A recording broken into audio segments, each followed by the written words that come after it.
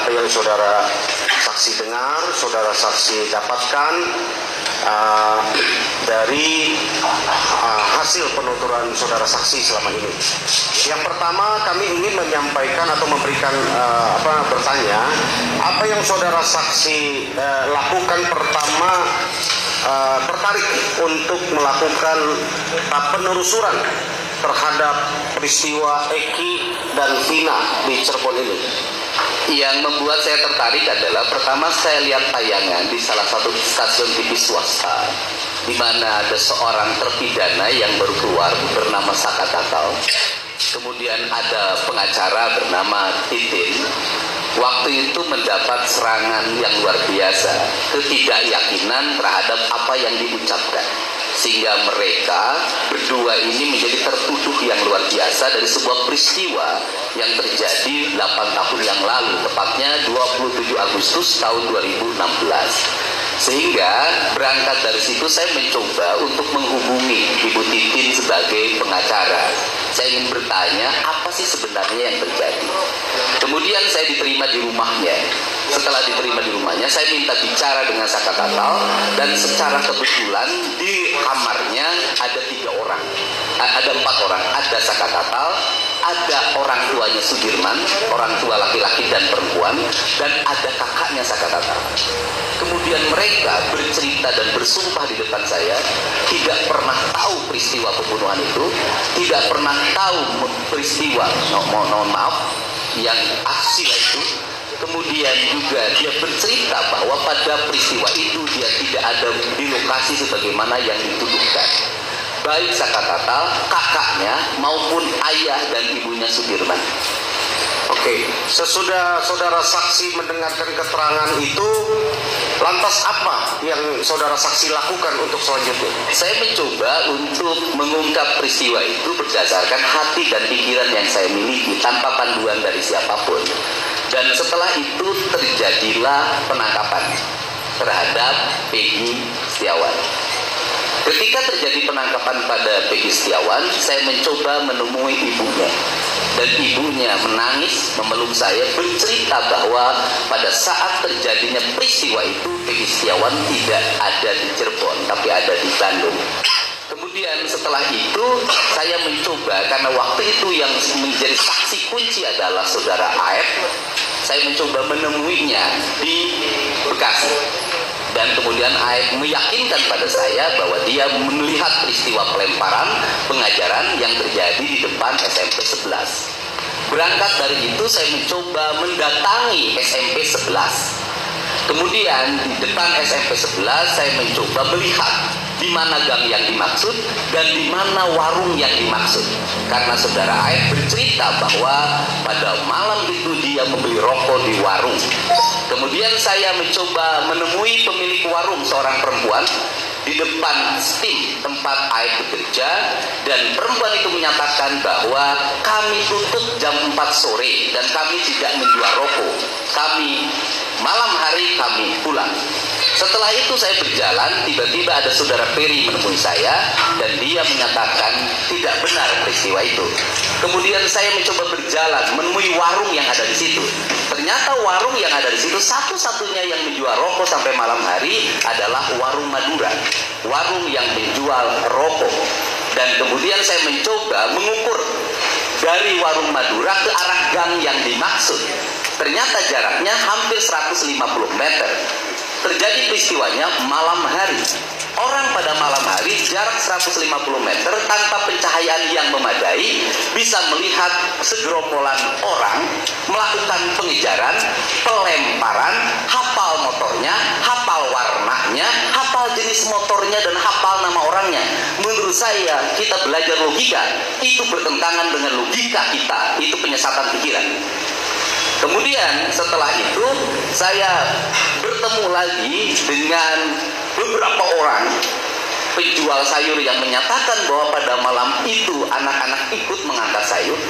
Bertemu lagi dengan pemilik warung dan mewawancarai pemilik warung Madura itu dan bersumpah di depan saya tidak ada peristiwa pelemparan, apalagi mengangkut orang dalam keadaan sekarat dari jembatan layang menuju belakang steam pada malam hari. Dia pasti melihatnya, dan itu jaraknya relatif jauh. Kemudian setelah itu juga saya bertanya, menelusuri, saya bertemu lagi dengan ibunya Eko. Ketika bertemu dengan ibunya Eko, dia bercerita bahwa anaknya pada malam hari itu berkumpul di rumahnya warung Ibu Nining.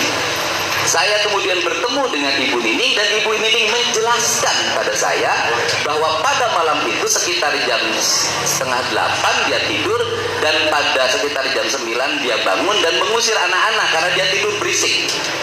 Anak-anak itu di situ minum ciu, dan pada malam itu anak-anak pindah ke rumahnya Hadi dan kemudian menginap di rumah anaknya Pak RT Pasren. Di rumah anaknya Pak RT Pasren banyak saksi tetangganya yang hampir ada 3 orang yang saya wawancara menyatakan bahwa pada malam minggu itu anak-anak nginep di situ, dia melihatnya sampai pagi. Banyak sekali saksi yang saya tanya itu bertentangan dengan apa yang disampaikan oleh jaksa dalam dakwaan maupun putusan yang bertentangan dengan prinsip-prinsip keadilan dan realitasnya. Karena apa? Kalau kita melihat alur ada putusan yang menyatakan bahwa anak-anak berkumpul di rumah Bu Nining kemudian didatangi oleh seorang yang bernama Andi dan mengajak melakukan pelemparan karena dia dalam ancaman, dan di situ melakukan pelemparan di rumahnya Ibu Nining. Padahal rumahnya Ibu Nining ke jalan tuh gangnya jaraknya jauh banget. Tidak mungkin ada motor yang lewat ke situ. Nah, dari fakta-fakta itu saya menyimpulkan bahwa peristiwa ini tidak pernah terjadi. Apa dasar orang-orang kecil dari Kudus? Apa dasar orang-orang miskin dari Bekasi bertemu dengan saya? Apa dasar saudara Dede ingin dipenjara karena merasa berbohong pada tahun 2016? Dasarnya cuma satu, mereka punya hati.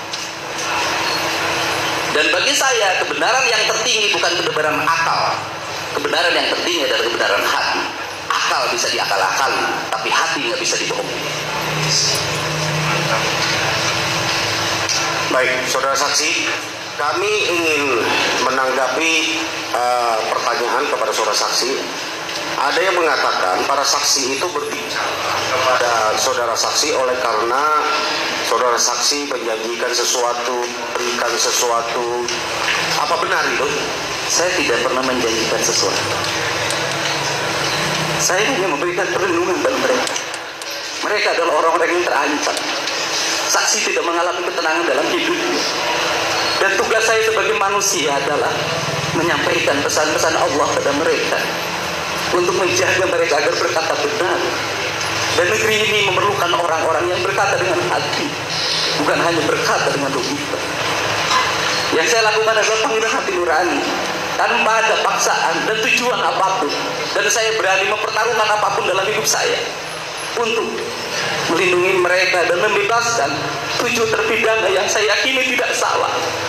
Dan negeri ini tidak boleh membiarkan ada orang yang mengalami kecelakaan, kemudian mohon maaf orang itu juga tamat SMP padahal bapaknya seorang anggota, dan tiap malam menurut keterangan temannya itu nongkrong minum minuman keras. Apakah negara akan membela yang tukang minum dan mempenjarakan orang-orang miskin? Baik, saudara saksi, itu kami perlu konfirm apakah saudara saksi yakin dengan apa yang saudara saksi sudah wawancara, sudah temui, ya. Seperti saudara saksi sudah uraikan tadi, dengan niat yang baik, ya. Walaupun ada yang menghembuskan terkait bahwa saudara mengambil keuntungan, saudara mengambil momen terkait dengan pencalonan saudara menjadi gubernur, ya. Mungkin saudara saksi bisa jelaskan. Yang pertama, bahwa saya meyakini betul kebenaran orang-orang kecil. Saya meyakini betul orang kecil, orang bodoh yang tidak tamat SD berkata dengan hati. Kemudian yang kedua, persoalan pengambilan momen politik bagi saya nggak ada kaitannya. Sebelum kasus ini saya sudah memiliki elektabilitas yang cukup kalau ngomong politik. Sebelum kasus ini medsos saya sudah memiliki pengikut yang banyak. Dan kalau bicara politik, pertanyaan terbalik, apakah saya sebagai seorang politisi tidak mengambil resiko dari itu? Saya juga mengambil resiko. Dan saya juga beresiko. Tetapi orang harus mengambil resiko untuk sebuah kebenaran. Sesudah saudara saksi mendapatkan semua fakta yang dijelaskan tadi, apa yang menjadi alasan utama saudara saksi membawa kasus ini untuk ditangani Bapak Profesor Dr. Otto Hasibuan? Karena ini harus ditangani oleh orang yang profesional. Tetapi di balik itu, ini juga harus ditangani oleh orang yang melihat. Dan saya melihat Pak Otto, seorang profesional pada profesi sebagai seorang advokat dan pengacara, tetapi dia sering menangani persoalan-persoalan yang mengandalkan hati untuk melakukan pembelaan. Saya sering menangis ketika melihat dia bersidang dan melakukan pembelaan terhadap klien. Dan dari situ saya berharap kasus ini bisa selesai di tangan Pak Otto. Walaupun selesai kasus ini, Pak Otto hanya mengantarkan, karena yang memutuskannya adalah Yang Mulia